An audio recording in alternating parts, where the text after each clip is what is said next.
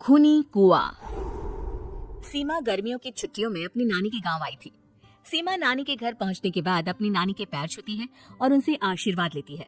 तभी उसकी नानी उससे कहती है, इतनी बड़ी हो गई मेरी सीमा, चल जल्दी से हाथ मुंह धो ले, मैं तेरे लिए खाना लगा देती हूँ।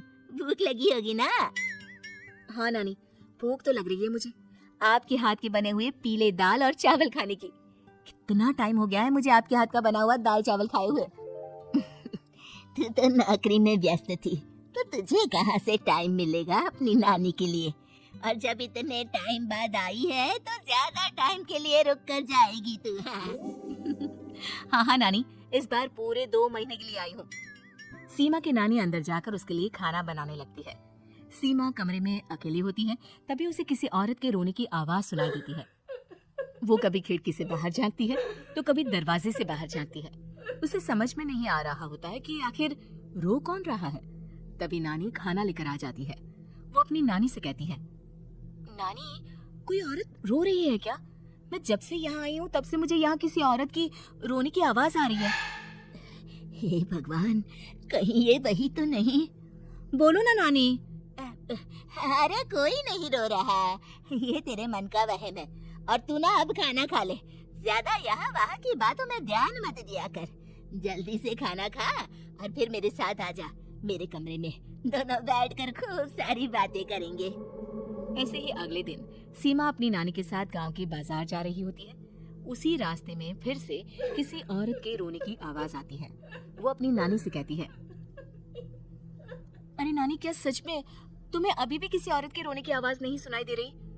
मुझे किसी औरत की बहुत बुरी तरीके से रोने और चीखने की आवाजें आ रही है। मैं बहुत परेशान हूँ नानी, आखिर ये कौन है? मुझे लगता है कि सीमा को शहर भेज देना चाहिए, यहाँ रहना उसके लिए ठीक नहीं। नानी बोलो ना, आप चुप क्यों हो जाती हो? सीमा, तू घर चल, मुझे तुझसे बहुत जरूरी बात करनी है। नानी सीमा को घर ले आती है और सीमा से कहती है, सीमा, कल सुबह तू शहर वापस चली जाएगी। अरे अचानक? आखिर क्या बात है नानी, आप मुझे ऐसे जाने को क्यों कह रही हो? मैं बस जो कह रही हूँ उस पर ध्यान दे। तू कल सुबह यहाँ से चली जाएगी, और ये बात मैं कोई मजाक में नहीं बोल रही। तू कल जाएगी तो मतलब जाएगी। अरे नानी, चली जाऊंगी मैं, ठीक है, पर आखिर बात क्या है ये तो बता दो। मम्मी से कोई बात हुई है या फिर मुझसे कोई गलती हुई है जो तुम मुझे अचानक से जाने के लिए बोल रही हो? देख सीमा, रात बहुत हो चुकी है और मुझे इस बारे में कोई बात नहीं करनी। चल, अब चल के मेरे साथ सो जा, सुबह की बस पकड़कर तुझे शहर भी तो जाना है। सीमा को अपनी नानी का ऐसा व्यवहार देखकर बहुत ही अजीब लगता है। उसे कुछ समझ में नहीं आ रहा होता है कि आखिर उसकी नानी उसे अचानक से गांव छोड़कर जाने के लिए क्यों कह रही है। ये सारी बातें सोचते सोचते सीमा की आंख लग जाती है और वो अपनी नानी के साथ सो जाती है। ऐसी ही आधी रात को सीमा को फिर से किसी औरत की रोने की आवाज सुनाई देती है। वो उस औरत की आवाज सुनकर बार बार करवटें बदल रही होती है और तभी उसे सपने में भी एक अजीब सी औरत की परछाई दिखाई देती है, जो इतना चीख चीख कर रो रही होती है कि सीमा डरकर उठ जाती है। वो पूरे पसीने पसीने हो रही होती है। वो अपने आसपास देखती है तो घर में बिल्कुल शांति का माहौल होता है। सीमा घबरा जाती है। वो अपनी नानी को जगाने की कोशिश करती है मगर उसकी नानी नहीं जगती। सीमा को फिर से उस औरत की रोने की आवाज सुनाई देती है। आखिरकार सीमा अपने आप को रोक नहीं पाती और वो घर का दरवाजा खोलकर बाहर निकलती है। आखिर ये माजरा क्या है? आज तो मैं पता करके रहूंगी। अब आवाज का पीछा करती हुई सीमा आधी रात को गांव के चौपाल के पास बने कुएं के पास पहुंच जाती है, जहां कुएं की चारों ओर बेड़ियां लगी होती हैं। उन बेड़ियों में लगे हुए ताले के साथ एक लाल रंग का कपड़ा और माता रानी का कलावा बंधा होता है। उस कुएं में से सीमा को किसी के रोने की आवाज आती है। सीमा परेशान हो जाती है। इस कुएं में कौन है? कौन है यहाँ? सुनो, कौन है? कौन रो रहा है? वो चिल्ला चिल्ला कर पूछती है और साथ ही लोगों को जगाने की कोशिश करती है, मगर किसी को भी उसकी आवाज सुनाई नहीं देती। अब सीमा खुद उस कुएं के पास की बेड़ियों और तालों को खोलने की कोशिश करती है और किसी तरह कुछ देर की मशक्कत के बाद सीमा उसको खोल भी देती है। और जैसे ही वो कुआं खोलकर उसके अंदर झांकती है, सीमा उस कुएं में गिर जाती है।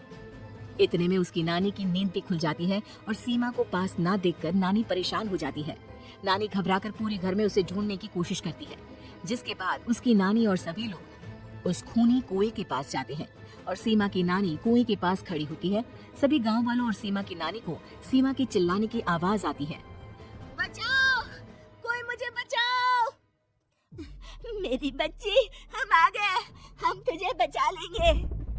नानी, मुझे यहाँ बहुत डर लग रहा है।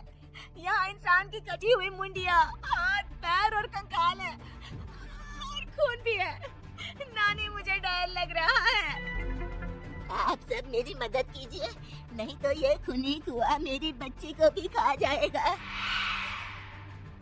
अरे मुझे तो ये समझ में नहीं आ रहा कि आखिर इस खूनी कुएं को खोला किसने। सालों पहले इसको इतनी मुश्किलों के बाद तांत्रिक बाबा ने बंद किया था। अरे पूरा गांव खूनी कुएं के बारे में अच्छे से जानता है, तो कोई भी जानबूझकर तो ऐसा करेगा नहीं। मतलब किसी ने अनजाने में इसे खोल दिया है भैया। सीमा को इस बारे में मालूम नहीं था और जब से वो यहाँ आई थी तभी से उसे किसी औरत के रोने की आवाजें भी सुनाई दे रही थी। कहीं सीमा ने ही तो उसे नहीं खोला। अगर ऐसा है तो फिर सीमा का बचना बहुत मुश्किल है। वही कुएं के अंदर सीमा रोते हुए बैठी होती है कि उसे आवाज सुनाई देती है जो कुएं के बाहर खड़े गांव वालों में से किसी को सुनाई नहीं देता। आज सालों के बाद मुझे ताजा खून मिलेगा। तेरा खून पीकर आज मैं अपनी प्यास बुझाऊंगा।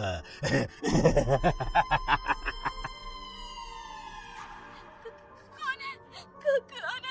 मत मारो प्लीज, मुझे जाने दो प्लीज। मैंने किसी का क्या बिगाड़ा है? वो तुझे मरने के बाद पता चल ही जाएगा। जितने में गांव वाले और सीमा की नानी कुछ सोच पाते, उतने में उन्हें सीमा की चिल्लाने की आवाज आती है और अगले ही पल सब शांत हो जाता है। क्या हुआ? सीमा, मेरी बेटी। माफ करना बहन, लेकिन अब सीमा वापस नहीं आएगी। हमें एक बार फिर से कुएं को बंद करना होगा। गांव वाले तभी तांत्रिक को बुला कर लाते हैं। एक बार फिर अपने शक्ति से तांत्रिक बाबा उस कुएं को हमेशा हमेशा के लिए बंद कर देते हैं और वहां एक बोर्ड लगा दिया जाता है कि यहाँ आना मना है।